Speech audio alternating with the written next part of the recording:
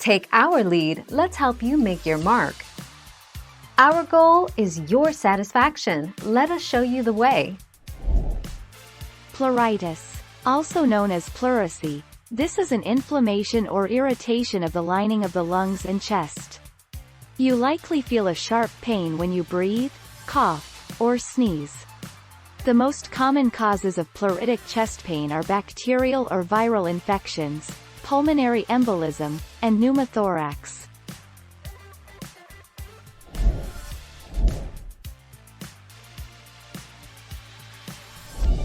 Make your mark, take our lead.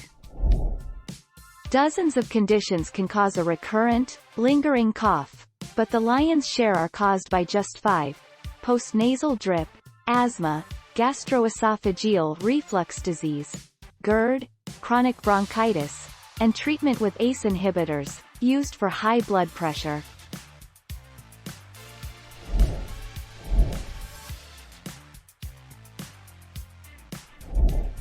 Take our lead.